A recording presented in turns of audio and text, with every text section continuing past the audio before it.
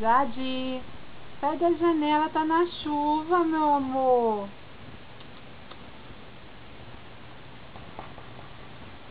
Ô, dó.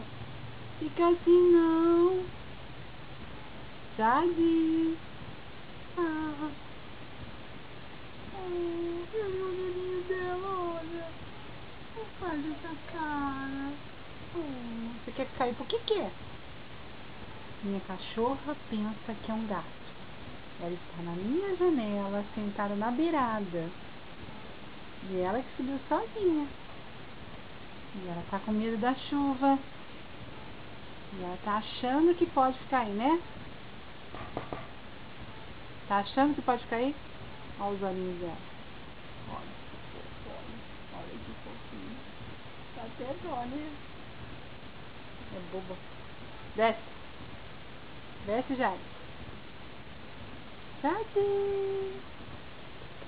Oh, meu Deus. Olha que titico. Olha como ela é pequenininha, olha. Olha como ela é pequenininha. Ela pensa que pode. Olha. Ela tá na janela, na chuva. Ó. Vai, desce. Vou desistir. Ah, não vou. Não, tá chovendo, tô com medo. Tem trovão, tem raio. Oh, meu amor. Olha, Tati. Ai. Olha, a chuva tá aumentando. Desce aí. Olha. Olha que maldade. Jade. Você quer entrar? Quer entrar? Aí não. Oh, que maldade.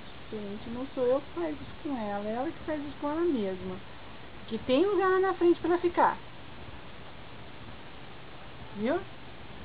Tem lugar na frente pra você. Olha que olhinho mais lindo. Maldade. Oh, oh. Isso. Vai lá pra frente.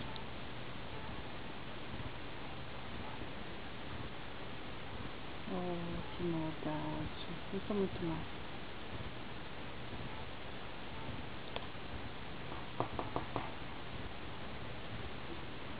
Oh, coitadinha.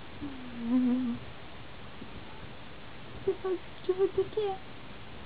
Você pode ir lá na frente, tá? Tem lugar. Tem lugar. Tá me ouvindo? Não me olha desse jeito não. Tchau. Vou chamar você lá pra